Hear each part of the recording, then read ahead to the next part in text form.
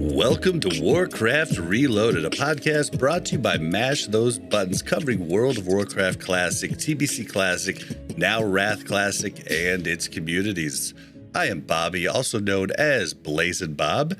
We have three returning guests this week. First off, we have Corpse. You've heard him here before. He's been on two different Tank episodes, one covering Classic, one covering TBC. Welcome back, Corpse.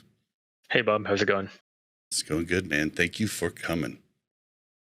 Next, we have a Zatar, tank extraordinaire and man that tells it how it is in meme form. How you doing, Zatar? Doing good. Thanks for having me back. Thank you for coming. And last but certainly not least, we have Zirene, who has been making the podcast, what would you call it, tour? I mean, you're almost a full-time member on Classic Life now, killing it. Yeah, they basically want me every episode. So the Boomkin one, they wanted me in as well. And I said, yeah, I can't really do that one today. So yeah, they're pumping out about 2 a week for the next few weeks leading up to the launch. So yeah, I'll be on a lot of podcasts, done a lot of podcasts, going to do a lot more. So yeah, I'm making the rounds. So I'm good. How are you doing, man? Doing good. I'm doing good. Yeah, podcasts are addicting, especially when you just really love to talk about certain topics. I mean, it just becomes like, you're like, oh yeah. Oh yeah, I'll go on that one. Yeah, that sounds great. And you guys have, if anybody hasn't checked it out, I've been working with Crix to try and get them all of the episodes on the actual podcast platforms. It should be soon. So watch out for that. But until then, you can catch all of the episodes of Classic Life on either Sarth or Crix's YouTube channels. I'll put links in the show notes, but should definitely check it out. They're doing deep dives into each class and sometimes each spec. Like they did a Boomkin episode, and I mean, they are deep dives. It's really cool. We're basically talking for 4 hours every time is how long it ends up going, with different experts, either from the class Discord that's involved in it, people who have made the Sims, run Sims, people who are like known in TBC or Wrath. And we try to get a good panel of people, try not to make it too overwhelming. Like the Rogue episode was just Simon Eyes, and then a little bit myself and Sarth, because we had played Rogue before and / play Rogue. And the Boomkin episode was like, we had, I think it's 3 Boomkin players on. I know you had Classic Go. And then like next up is the Feral episode, which is Friday. That's going to have Smash Paw, Nerd Egghead in it. And then we'll be doing a Enhancement Shaman and then Elemental Shaman. Those are 2 different episodes. So they're going to go through pretty much every spec class. And then they're going to do healers as one big episode. I know, like, I'm just saying the tanks, we'll talk about it a little bit here. The tanks, they might each deserve their own episode, but you know what? They're just making it all one episode. So I understand. But if Boomkins get their own episode, I don't know why, like, Prot Warrior can't get its own or Prot Paladin can't get its own. You know, I'll bring it up with Crix. But well, yeah, and I mean, they're great. We're actually gonna I'll go on to what else is going to be at the show, but the end of the show here is going to be a tank overhead dive, like, diving from a plane, but not really going deep into the earth like you guys do. We're going to be giving you guys a little sneak peek of everything tank on a top level overview for, the people that are casual, semi-casual. If you want to know the intricacies of a class, you got to check out Classic Life. So after that, I want to remind everybody that we do stream live on Twitch. It's twitch.tv/Blazzinbob. I want to thank my 2 tank patrons in Thick Lizzie and Talon. We have this new thing. I don't know if you guys have been on since we do the new thing with the voicemail number. We encourage listeners to call in to 816-866-1066, and they can leave a voicemail, because when you're listening to a podcast, normally you're at work, maybe, you're on the road driving for a job, you're on a road trip, like you don't want to pull over to, write in your thoughts to an email, and you don't want to also text or write while you're driving, because then we might lose a listener and that would suck too. So I thought this would be a really cool thing, and we've had some cool stuff sent in, so I thought I would play the first one, and you guys on the pod should be able to hear this. If you can't, stop me quick. Hey, Melon Bob. Melon Bob. This is Obstaculo from Bloodsail Buccaneers. Probably one of your younger listeners. Just got married back in March. Also an NCAA men's volleyball player. So my time to play the game is pretty limited. There's lots of things going on. About to enter my senior year of college and everything. So anyways, Warcraft is definitely my escape. I love it, especially Classic. But your guys' podcast really keeps me going. I don't have a ton of free time, but I like to still keep up to date with things, play every now and again when I can. But I just want to give you guys a big thanks for all you do. Very, very approachable podcast. I feel like I understand everything you guys say. You guys break it down very, very well so that a casual like myself can really understand it. So thanks again for everything. I hope you guys are doing good and you're able to continue making such a great podcast. Thanks. Thank you very much for writing in. And we did have 3 actually this week, but one specifically asked Mel a question, so I'm going to save that for next week when Mel's on. Here's the next one. Bob, Mel, distinguished guest of Warcraft Reloaded. This is Militus from the Pagel server. Love your show. Love the content. You guys do a great job.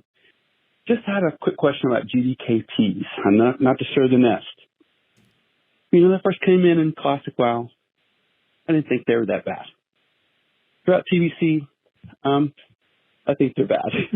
I feel like they have kind of shifted the motivation of players purely to extrinsic factors like gold, as opposed to intrinsic factors like, helping your fellow WoW player, having a good time, persisting through progress and raids. I mean, who wants to stay and beat their head against the boss every week when you can just slip out to a GDKP and spend the gold, right?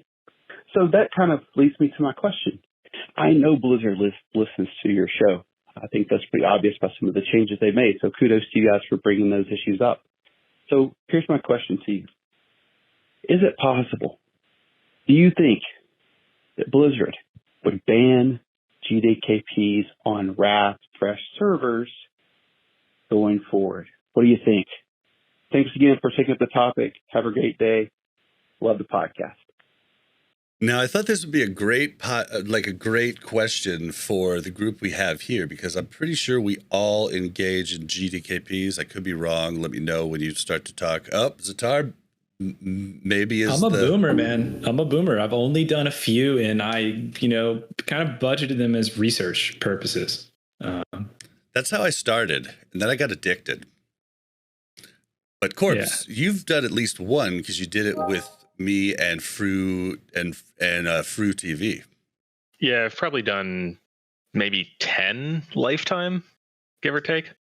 So certainly not an avid goer of GDKPs, but I have done them. And I know Zirene and myself have done quite a few, but we do both. We don't just do that. Yeah, I think he brings up a good point about being extrinsically motivated by things instead of intrinsically, and it kind of pushes the meta for people to be that way because it's not as rewarding. I was thinking about this the other day, and I was like, there really aren't any like soft res pugs left for the most part, and a lot of that I think is because as people become more and more geared, and you get later into the game, how do you get the geared people to show up for your run? You either help them hard res something, or they double SR something, and if somebody else is double SRing it, or more people get on it, like Skull Dan, they just don't really want to come anymore. They don't want to lose it to the Boomkin and Blues, right? So people who feel like even if they have like all the gear in the game, they still have a motivation to raid, and it keeps them playing because they can start earning gold, right?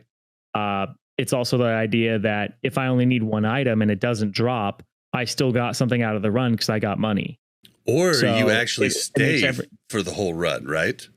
Oh yeah, no, absolutely. That used to be a horrible thing with like SR stuff. You get done with the first boss, all of a sudden your geared pally tank leaves because his thing didn't drop. Yep. So it does give a new way for pugs to really solve a lot of the issues that pugs have, where geared people don't show up to your runs, right? They don't show up to carry, and those people will feel if their item didn't drop, it was a waste of their time. And like you were just saying there, where it makes people stay the entire time as well. So it solves a lot of issues that you run into when you are creating pugs. Yeah, another thing I'd add is if it's half guild or, any partial percentage, people want to come to the GDKP as like a geared half guild run. If I'm running an SR pug and I'm trying to get a guildie to come to it, I am begging them. I've promised some things that I'm not proud of to get shamans to show up from our guild to our Black Temple SR runs, because we're just trying to get a guy a glaive in the guild. And it's just like, it was a disaster every week filling this SR, pug, but we were reserving a glaive for a guildie and, didn't think the GDKP would get the best turnout if we were reserving things not with a pot. Mm-hmm. But yeah, I completely agree with what you said about the GDKPs of why people would want to do them. I also think it's really hard to outlaw them or ban them. The biggest thing I don't like about GDKPs is when like the leader or the person doing the auctioning is just like blatantly lying to people, though. That's the thing that really I was in a run and it was Tempest Keep. And it's the hunter trinket. It says something like 10%. The arcane one? Arcane shot. Yeah. They said it was pre-patch Biss and like pre-raid Biss and Wrath. And I'm like, and they're like, oh, because you don't play BM anymore, so you're going to be arcane shotting more. Dude. And people are like, people are bidding and people buy the stuff and they hear the craziest lies. And then the whole pre-patch meme of like, oh, it might get better in pre-patch. But then they wouldn't say the stats of the item, and it'd be some garbage item that doesn't get better in pre-patch. Some did, of course, but yeah, that really rubs me the wrong way, because then it's like we're literally just scamming like whales, I guess. I don't know. Well, it's weird. That was actually a tough lesson that I learned the very first GDKP that I did in Classic. I did a ZG run. Did I say that right? I always mess it up. ZG's in Classic. ZG Classic, yeah. All right, so the like crap tank sword drops, right? And they're bidding it off at the end. I've been drinking it all a little bit, and like they start to talk about it, saying it's good. I was like, oh guys, no, dude, that sword's dog shit. I didn't realize they were lying to the people in the raid. I was just trying to be, decent and be like, dude, we should just shard that. Like, that's not worth anything. And like everybody gets silent. I get like three tells that are like, dude, shut the fuck up. And I'm like, oh, it's that type of thing. Yeah. And then it feels kind of fake because they're like, you're going to be nice to the buyers. You're going to respect the buyers. You're not allowed to talk to them. You're not allowed to say anything negative to them. You maybe could say something nice to them, but it's like they're like royalty. And then like you're just, if you're not the pure buyer, it's like you're replaceable. You watch it, buddy. It's pretty crazy. And then for the first time ever, now I've done a bunch and have only had this happen once, but I was on my rogue, and I guess everybody just hates rogues, or this guy knew who I was and hated me and hates podcasts. But I talked about it last week. I'll just say it short, but basically at the end of a BT run, I needed the 3 pieces of tier because I was just like super gearing my rogue. Nobody rolls on the first tier. He bids me up, this warrior who can't even use it. And I'm like, okay. So I just like, I'm like, is that okay? And they're like, sorry, gold rules. And I was like, okay, well. So like I ended up like paying, I mean, to be honest, they were running a 1K tier, and 2K tier is pretty much normal, if not 1.5K. And I got all the items for 2 of the items for under 2K and one for 3K. So it really was a pretty good deal. But at the same time, it was just really creepy. And it felt like, oh, did someone bring this person in as a plant to like drive the gold prices up? Like, you know, like it's like there's so many shady things you could do with that. But like I said, I've only seen that one time ever, but I heard from a bunch of people that it happened to them as well. So there's all kinds of bid bad them up things. on stuff. Yeah, where someone who can't use the item bids them up. Yeah. And then sometimes I've even heard them like go and disenchant it right in front of them and harass them, throwing it in trade with them. And it was just like, wow, that is nuts. No, that's absolutely true. People do that. I've had like items where somebody's bidding on it. They're a priest and it's like the Ellie Shaman totem.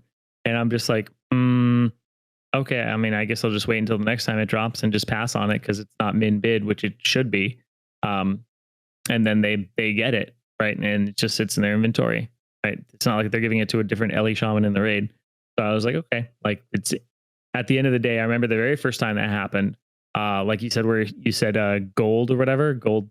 Yeah, gold rules is what they said. Gold rules. Even I mean, they said money talks. So I was just well, I get that. Even the lead tried to say, "Hey, I don't think that's really right." If they and like 4 people attacked him immediately. I don't know if he knew him or what, but like they're like, "No, that's not the way it works. If he's gonna pay, he gets the item." Yep, it's not main spec, off spec. Doesn't matter if you can use it. You can pay however much you want. It's just whoever bids. It's like a lot of the GDKP rules are like that. Yeah, so, well, I did. Yeah. I feel like I sort of won in the end because he bid me up to like 1.7 or something on each of the items, something like that. And then we got to the chest, and I got up to 2.2, and he went 3K, and I was like, well, that's the max I was gonna pay. So I was just like, fine, let him have it. And he got it, and I was like, I sent him a tell, and I was like, all right, dude, I'll give you 3K for that. It was like 3K50, and I was like, okay.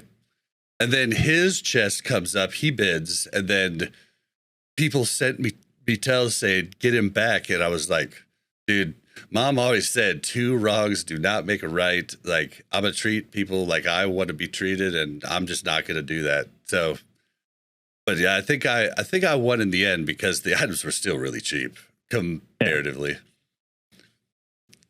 But yeah, so Corpse, do you have any thoughts on like just GDKPs?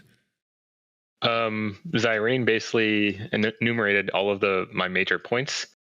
So exactly what Zirene said. I will say that there are obviously a bunch of negatives and a bunch of positives regarding GDKPs, and the kind of how it sways people towards gold buying is obviously a huge negative. But I think the positives are more important. The positives of getting geared people to come to your GDKPs, getting people to stay, et cetera, et cetera. I think that's more important than the help it provides to the gold buying community. Yeah, I mean, obviously it's going to create also a barrier of entry for newer players. A lot of people can't, like if they're gearing, they don't have pugs to gear up in because everything's GDKP, or at least 90% plus of the things they're GDKP.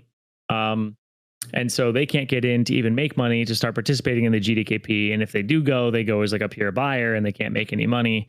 And so like you were saying, it does kind of push people to buy gold and start putting that gold in circulation again through GDKPs. Just because it's just gatekeeping, right? It's gatekeeping. You need gold to get gear is just the way things go.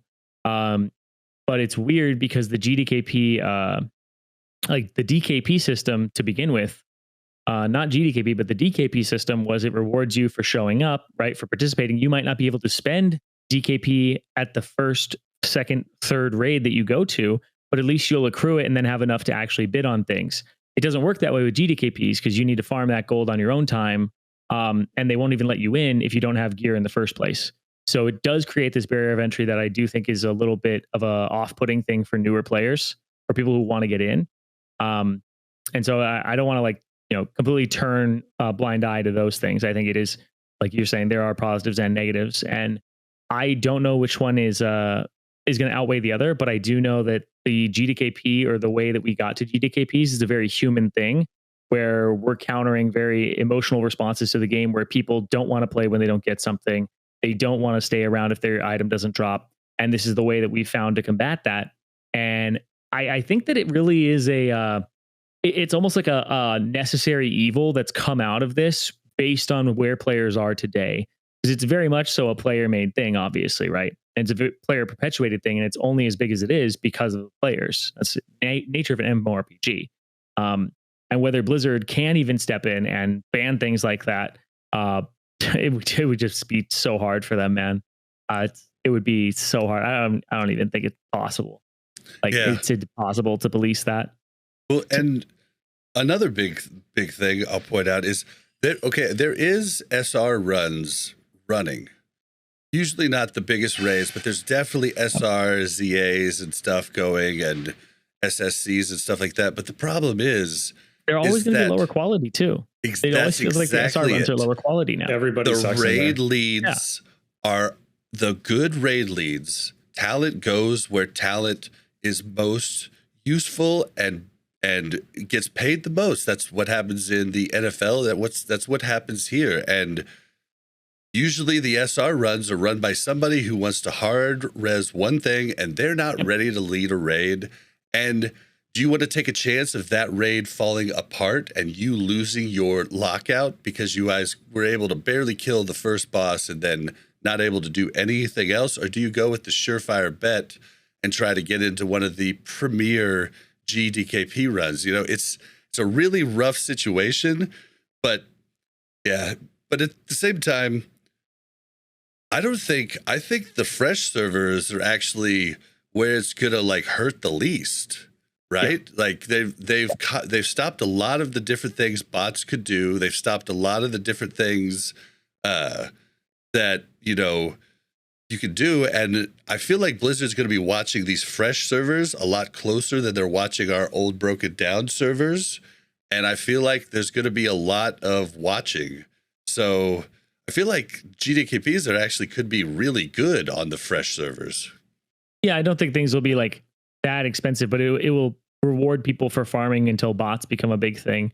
I don't know, man. It's really funny because you were talking about hard reses a second ago. And I just sat here and I was like, yeah, there's been this evolution of soft res was a thing I had never really heard of before. It wasn't a thing in original WoW from what I remember. Then it was some people have big issues with hard resing items, right? Especially people have issues with hard res. Yeah, especially dungeons. No, people hate it in dungeons. Yeah. See, I only hate it if I need that item, right? If they soft res something I don't need, I'm like, hell yeah, get me in. Yeah, sometimes it depends on the item. Sometimes you don't want to be in a group with somebody else that's rolling on the same thing as you, and you would have left anyway. So sometimes you are. The one thing that really irks me is people are really upset over hard reserving items, and then they just don't say the thing they're reserving, and they just ignore anyone who might roll on the item. So where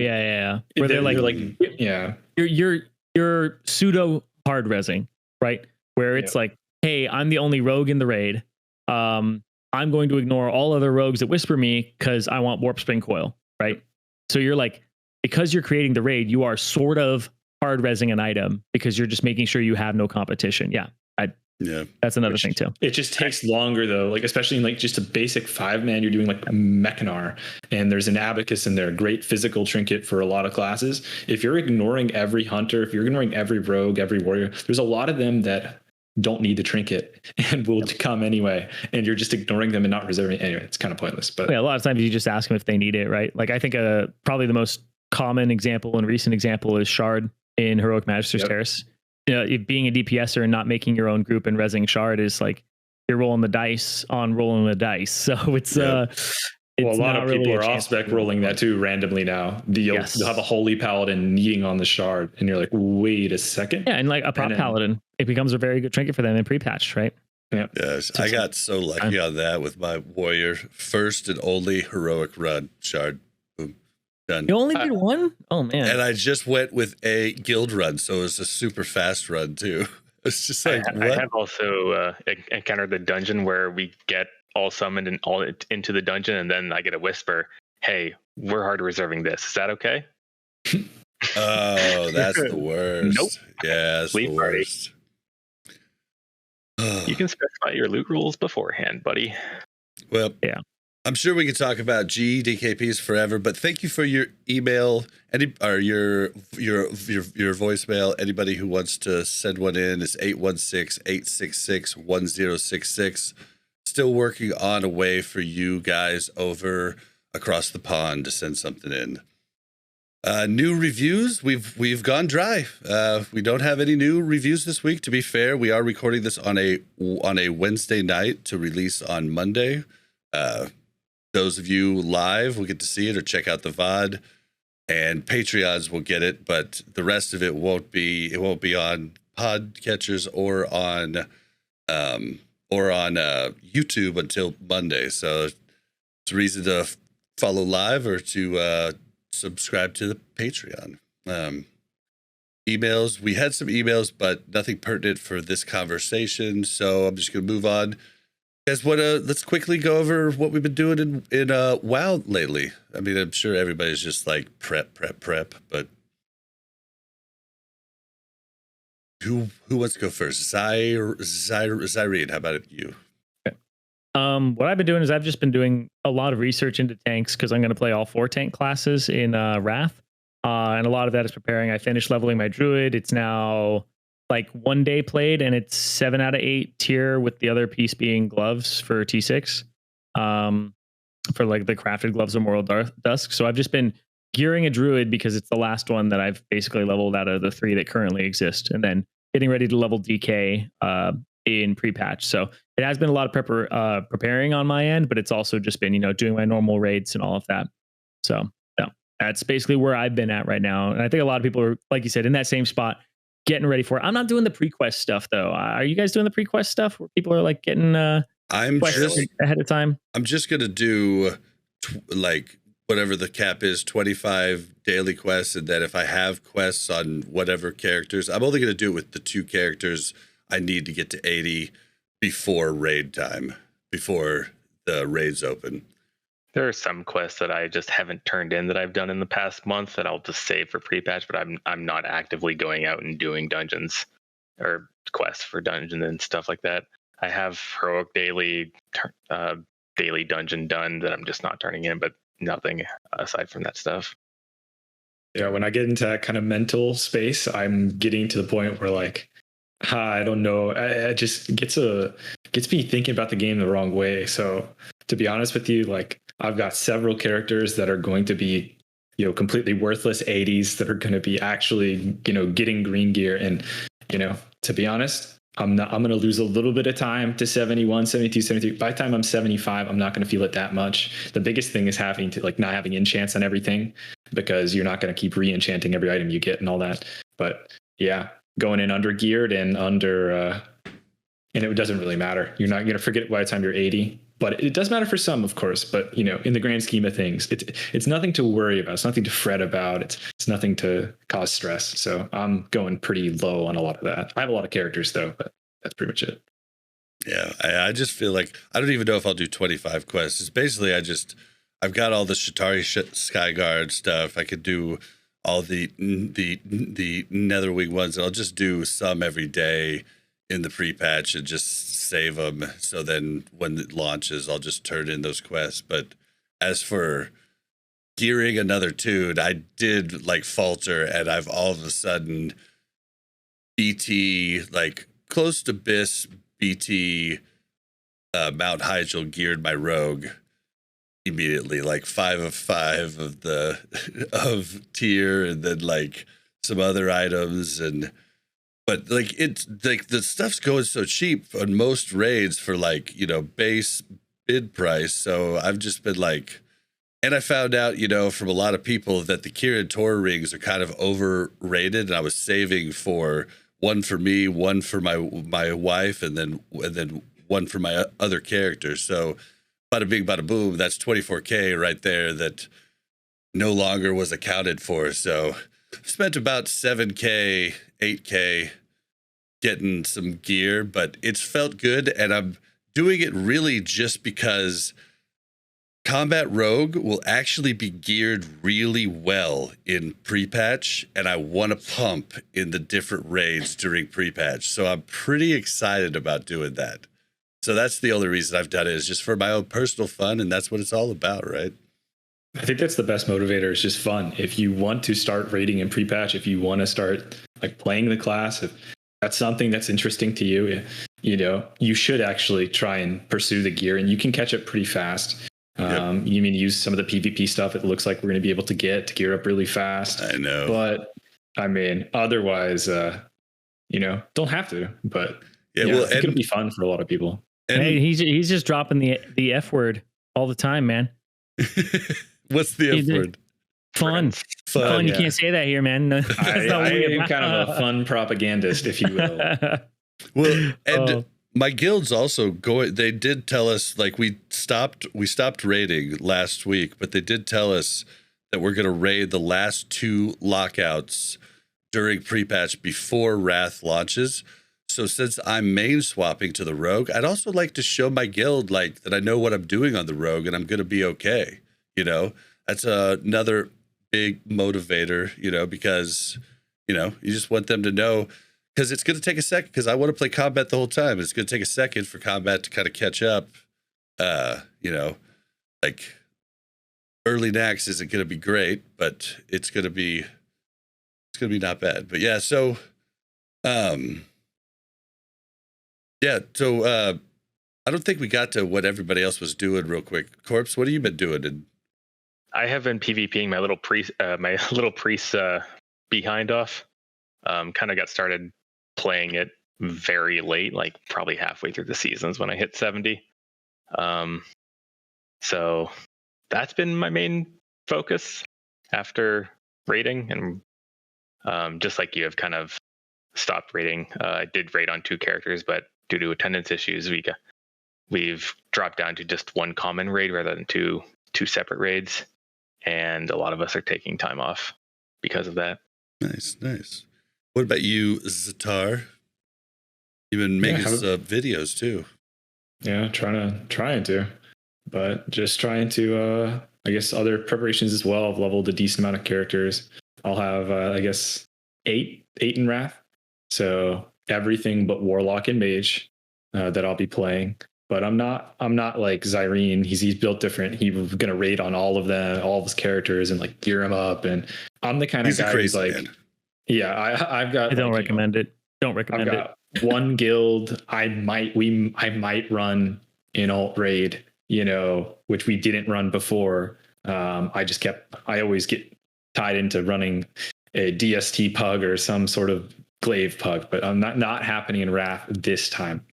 But there might be an alt raid or something, but I'm the kind of 1-2 main raid tops. But then I'll bring my alts to 10-mans, and I'll bring my alts to heroics and just kind of do whatever, fill in when needed. That's kind of how I like to play. So cool. Got a priest up to 58 and a Draenei up to 58. I just stopped at 58 because, I don't know, got the Outland, kind of felt like taking a break. And as you know, a lot of pre-patch stuff makes Outland, and especially like the Paladin, I couldn't handle it anymore. Like I want it pre-patch to come. I'll rest at XP to 60 and I can actually kill something now. They level so slow. I was playing Rhett too. I probably should have leveled his prot, but Rhett levels so slow. But yeah, that's pretty much it for me. Yeah, it for me, like, you know, besides the regular stuff, I've been heavily working up. So I worked up a Pally Tweak. Since the last show, I've completed the Pally Tweak.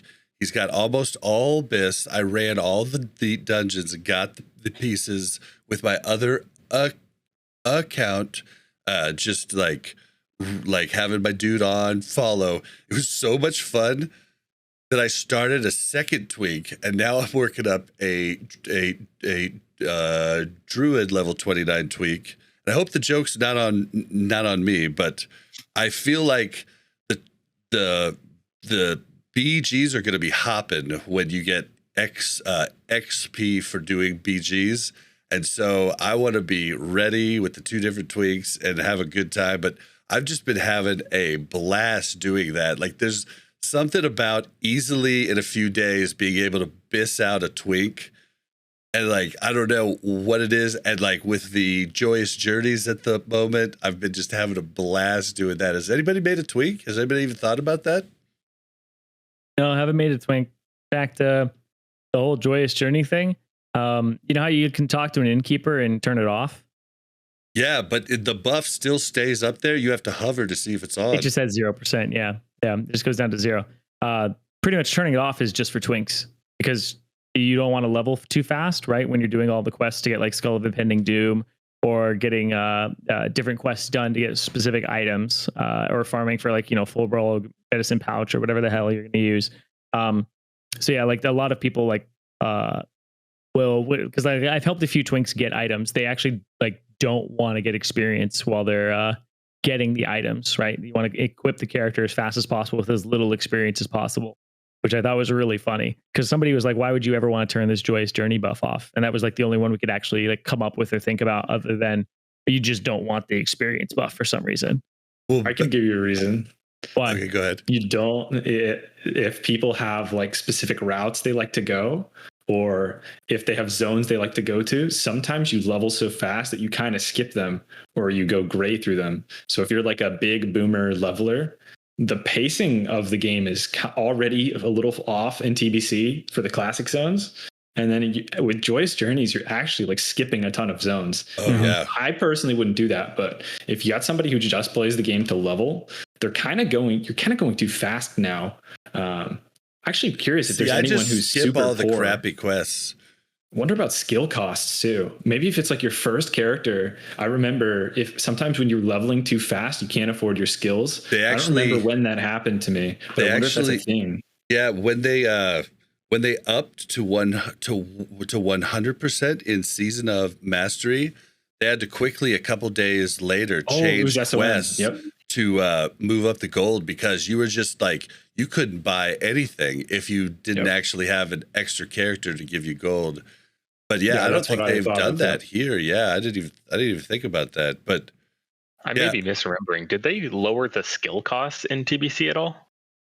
I think it's probably cheaper. I know the mount is way cheaper. So like, the difference between 100 gold and like what 35 or something at 30 should be maybe enough that it's not an issue. But yeah. To speak to your point though, Zirene, about like not wanting the quest experience.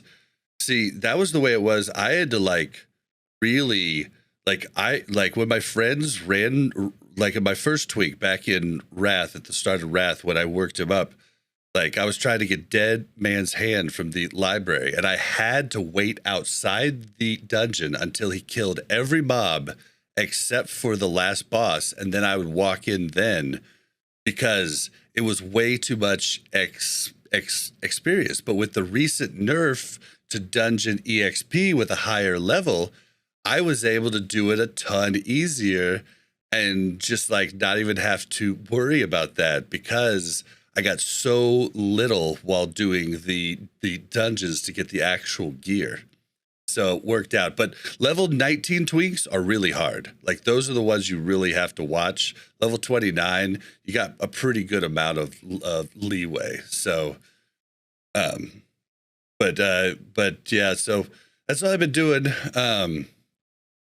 As for raid progression, we're not raiding now, but I have a fun little short story that I want to tell because it was really fulfilling. Okay, so I have a viewer, a buddy, now a buddy who shows up in my chat, talks to me, and he'd showed up in my chat last week and talked about how him and his guild had been struggling on Muru. They're up to about 90 or so attempts, and they just couldn't get through it, and they were really wanting to get through it in the next week. Well, they did about 3 to 4 hours of progression on Sunday night, and I was editing the pod, so at the parts where I didn't have to listen to stuff, I just watched him stream. And I was watching them, and they were so close. It reminded me of like our guild when we were right at the cusp. And I was just like, I just threw it out there. I was like, because he said they had been bringing like 2 to 3 to 4 pugs every week because they'd had people dropping out and stuff. And I was like, well, if you want, we're not raiding next week. I mean, I'll come with you guys and maybe throw in stuff that we did to get over stuff, and maybe it'll help. I was like, I could do a GDKP, but this sounds a little more fun. So I ended up going, and the first tip, I gave him some tips prior to us going in. I was like, okay, arcane bombs. It's huge for the ads that come out of the Sentinels. Gives you 5 seconds leeway before they blow you up. It's a huge buffer. Your tanks aren't bringing the Sentinels close enough to the main group. Locks should just stand there and not have to move. They'll have more uptime. Then on top of that, the priest didn't have subtlety enchant on cloaks and didn't have 2 out of 3 in the Silent Resolve. I think. Yeah, the one that reduces threat. So I told him we that. had 3 out of 3. Yeah, I think you could do 2 out of 3 or 3 out of 3, but they didn't have anything. So right. So those were the stuff I gave them, at the start, and then we went in. I gave like a couple small, like we went in. We did the first, start of the raid. I was real quiet. Like they were talking to me. They knew about the podcast. Shout out to the guys in Stormpike Guild on Benediction. I was a little like. I was a little shy, a little nervous because everybody knew who I was, and I was just like, eh. But we did good. We got up there. We got up to Muru. We had a few wipes. I gave a couple different tips. The raid leader was real good and like took the small things that I said. Probably not very I'm not a good teacher like Zirene is, but took what I said and elaborated on it and made it even better. And then ended up, I think it was the 4th poll, dropped Muru for the first time with a different guild who'd been struggling on it. And I got to be there for their and everybody freaking out. And it was the coolest thing ever and way more fulfilling than a GDKP that would have been just like, eh. It was so cool. And I had a really good time. But I just thought I'd tell that story because I'd never done anything like that ever. I think might be a case of small world here. I think I know some people in that guild. And I think I even brought my shaman to one of their early Brutalis attempts. Like you said, they had trouble with people showing up. So I think, it's Stormpike Benediction. Small world. Nice, I know of that guild. And I know of some of the people, I think one of the person that runs it. So kind of cool. Yeah, apparently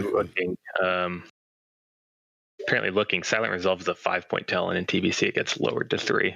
So I mean, for us, we just had our healing priest go 5 out of 5 for that, and our shadow priest did the power word fortitude buff that they can improve because they don't have to spec Silent Resolves. I'm pretty sure they had 2 healing priests. We didn't have a shadow priest, I don't think. Oh, okay. That sucks. Yeah. I guess they do normally, but they didn't that night. I saw him talking about it, but yeah, it was just a really neat, thing. It was great. But just wanted to tell that story. Let's bust into.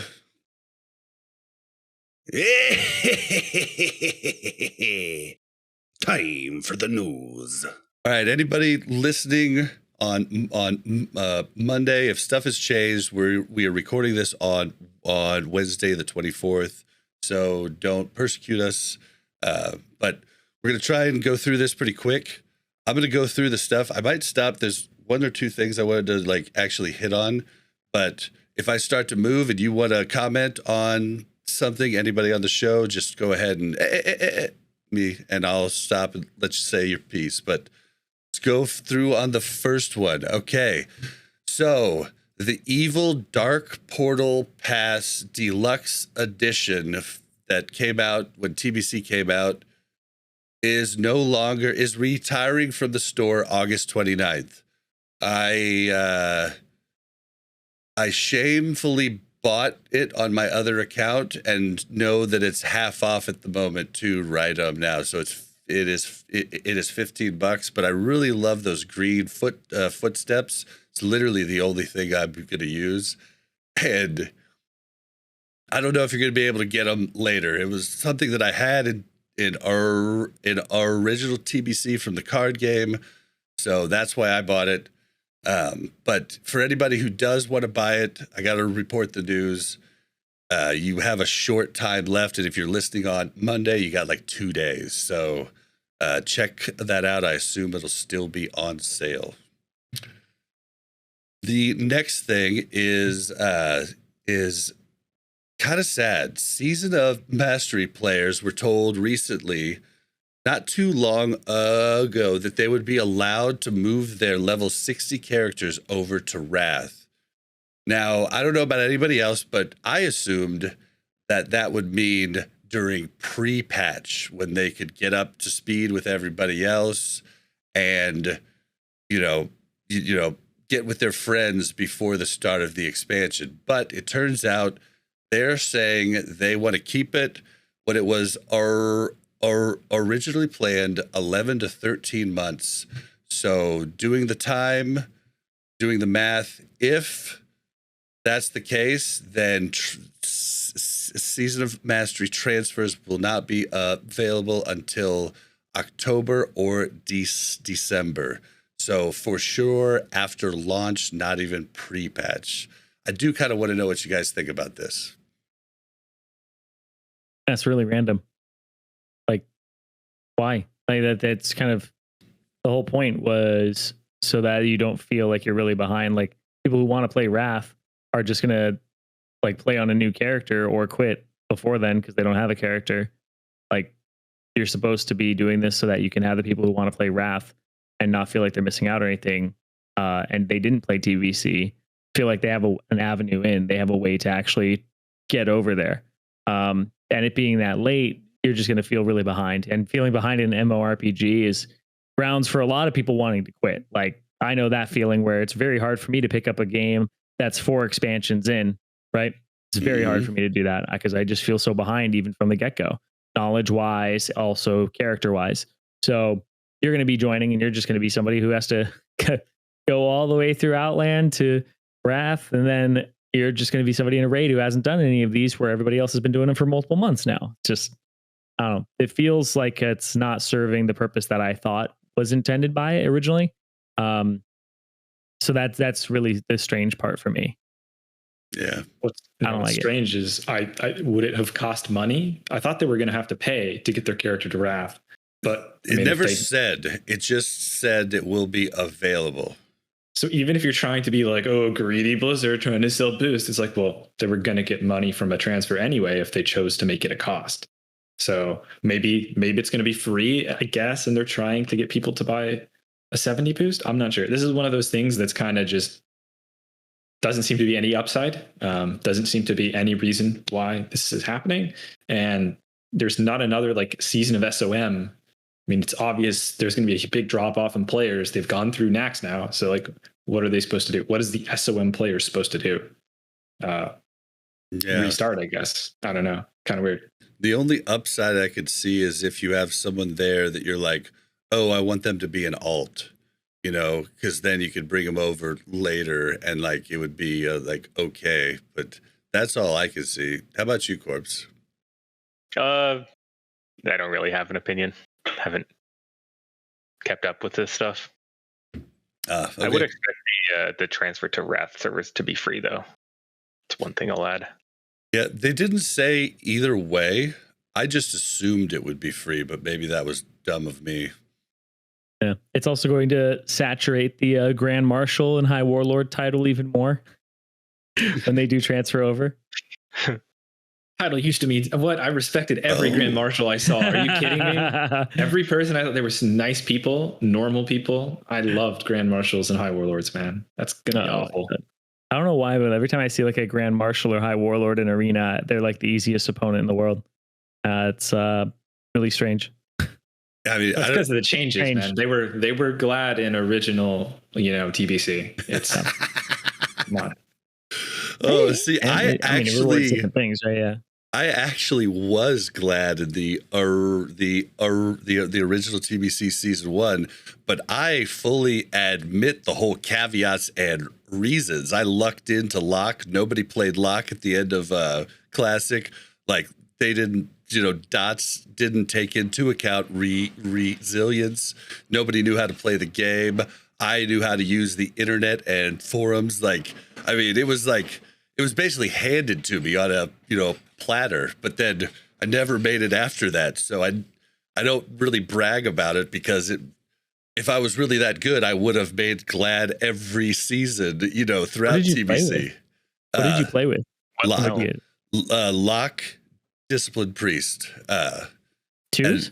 Twos. Yeah. And Mel was the other one. And we would literally just mana burn and that didn't take into account resilience either. And it was just, I mean, half the games in higher levels, people would leave before we even actually got a dot up.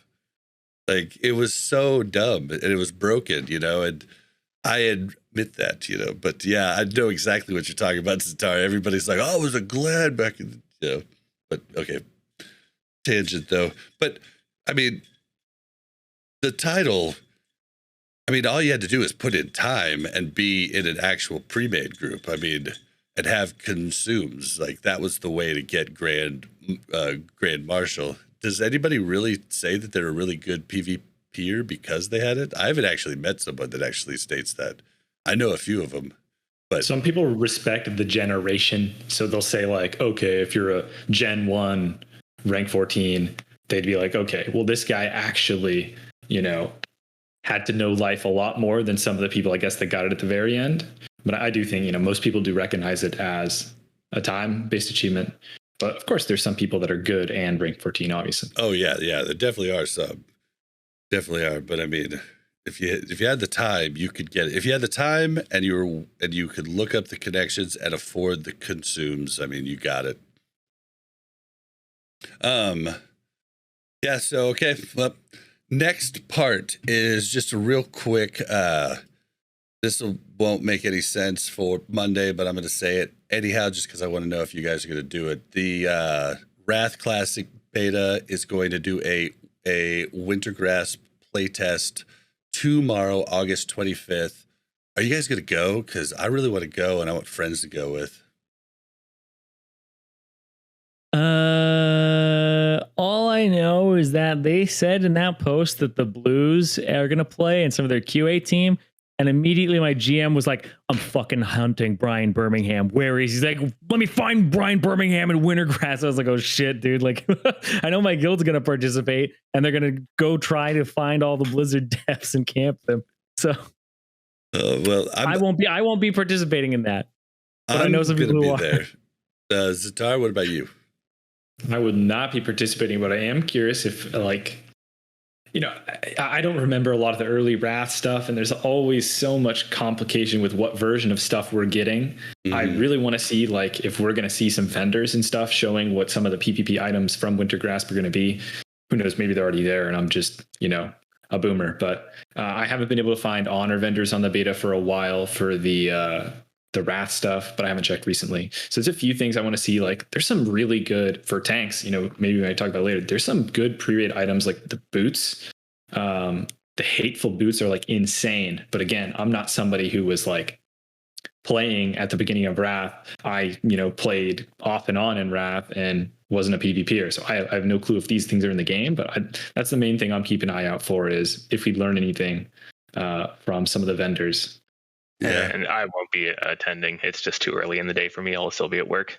If it was later in the night or during a weekend, I'm a lot more likely to go. Yeah, it's a bummer. I feel like there was later in Wrath, there was more heirloom items added to that section of the PvP vendors in Wintergrasp, but I could be wrong. I know there were more heirloom items added, not more slots, but different shoulders, different a sword instead of just an axe. And I think they had slightly different stats, and I think they were higher stamina or something. Just again, there's different variations of versions of stuff in Wrath, but that's what I recall is like the items being more kind of PvP-ish. And I think there might have been, was there a trinket from that one that was more PvP-ish? That might have been something else. That one, don't quote me on, but the other stuff is true. Like the shoulders look different from Wintergrasp. I can't remember. I think the Wintergrasp heirloom gear was PvP centric with resilience. I think there was badge gear. Yep. That maybe it's the badge gear that they kept adding on to, like giving more possibilities for badge gear you can buy. Maybe I think it is badge gear, but sold there. But yeah, don't quote us at all on this. Well, I can tell you on the beta, you can walk up to the vendors and look at the heirloom gear, like on the beta. So there is normal heirloom gear. The first set, like with the axe, and there was a mace, your weapons, your shoulders. Yep. And then the trinket that gives you health back and mana back, or two different trinkets, health or mana back whenever you get a kill. It's like the Hand of Justice copy, and the other one's looks like Eye of Beast or something. It doesn't say here, but I also wonder if this means the Vault of Archivond is going to be up for testing. And I don't think that's been tested yet. Correct me if I'm wrong, if anybody knows. I believe that's correct. I mean, if it was out, I'm pretty sure Zirene would have rated it. So if he didn't pipe up, I don't think so. Yeah, try it. Okay, well, cool. We'll just have to see. I will report back to you next week. All right. So the next piece of news is basically people woke up this morning and on the PTR, not beta, PTR. The Season 4 Brutal Gladiator PvP gear is like at about half price from what it was when it first showed up for honor, not for Rita points. Like it's looking like you can get like you can get your main hand weapons for like under 10k honor. And the BGs are giving 1,000 to 2k honor bonus honor per BG now, guys. Do not forget that. That was normal. That was a change that came in Wrath. It's because the PvP stuff in Wrath does cost around 30 to 40k each piece, so it makes sense. Like 50, 60, isn't it? Some of them are, on the beta, it's like 50, 60, or like not on the beta. On what I saw, it was like 50, 60 on it's quite like a bit. One of the WoW websites, yeah.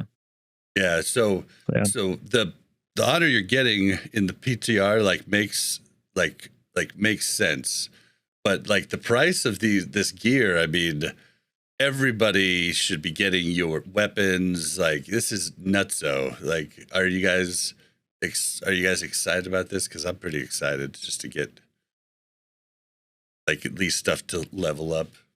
It's a good change for people preparing for Wrath. It's an easy way to get really good weapons and just overall gear. So it's obviously a lot better to roll into Wrath with a fair bit of gear on your character rather than the greens, which you're going to struggle with in the first two leveling zones.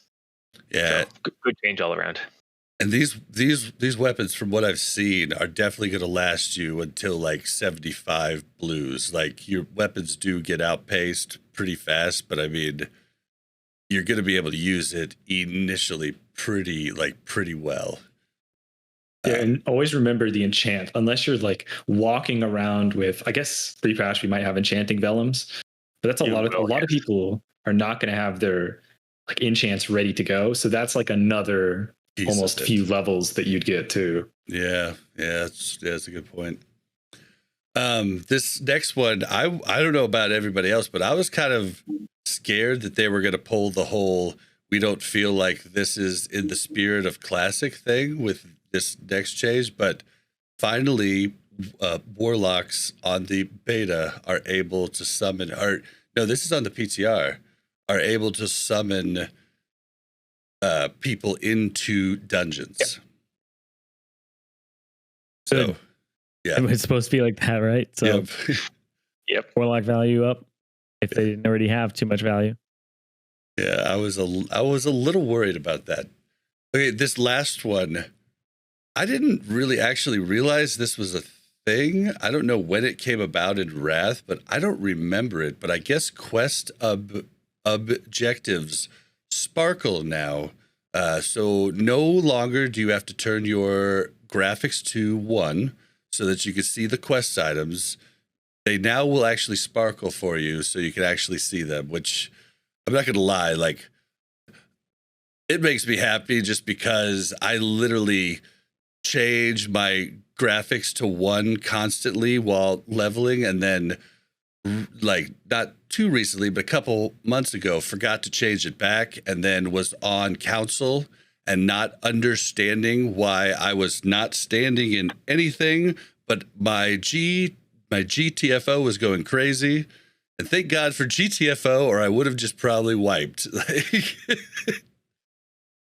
So, like, how do you feel about this? Does it take you out of the immersion of the game, or do you think it's actually a good thing? Like, the quest items actually sparkle, like they have little pixie dust coming off of them.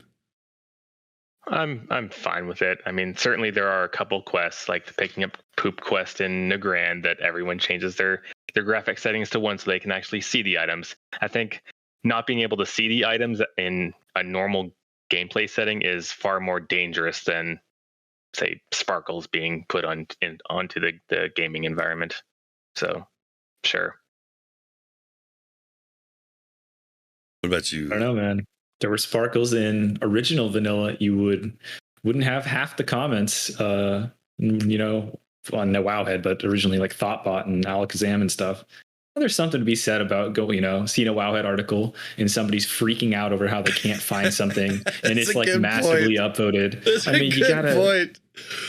There's something there, and that's why, like, when people talk about a lot of changes with, I don't know, I'm kind of a boomer when it comes to, like, I'm not going to sit here and say that I know better than a game designer on, like, what's better, but there's a lot of stuff that seems bad that can kind of be good sometimes. But yeah, this one, who knows? I don't really care. You actually just changed my opinion. Like, I was actually above everybody else because I knew to change my graphics to 1. So I was actually the min-maxer there, above everybody else. Now everybody's on the even playing field.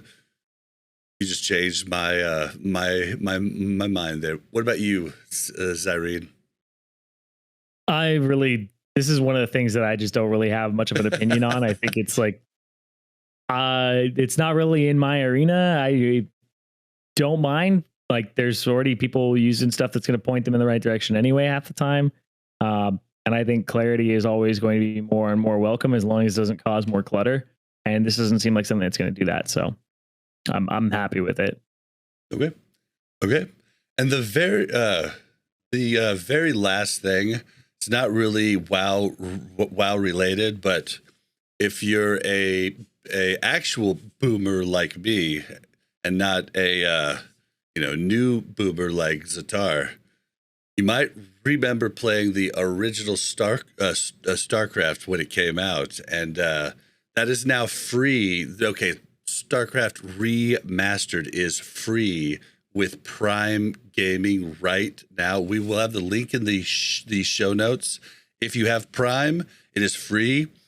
All that we know for sure is it's free through August. So if you're listening to this Monday, definitely do it fast. But the directions are super easy. It takes you to the Prime Gaming site. You just link your BNet account. Bada bing, bada boom. You now own Starcraft Remastered, and you can check that out. Anybody have anything to say about that before we move on? Nope. Not even a yay? Nope. Yay for free shit? Free shit's always good, but there's no such thing as a free anything, if you didn't know. Yeah, but if there was never a Starcraft ever, there would have never been a Warcraft 3. There would have never been a Dota. There would have never been then a League of Legends, and you would have never been a caster. Or actually, you might have actually liked that, Zirene. Yeah. Oh shoot! All right. I thought you were going to say there was never been a wow. And I would have said Probably we all like would've that been too. better off. that Probably we would all have would've loved been that. better off, yeah. I don't know if I would have loved that, man. I'm really like, I'm on the fence there. So much of my life has been like early on in my life, and then now later in my life, like WoW has really become a part of me. It's it'd be a good conversation somewhere down the line, but not today. Today we're moving on to. Thank you very much for checking out Warcraft Reloaded podcast. Make sure to like and subscribe and hit that bell so you don't miss any future content.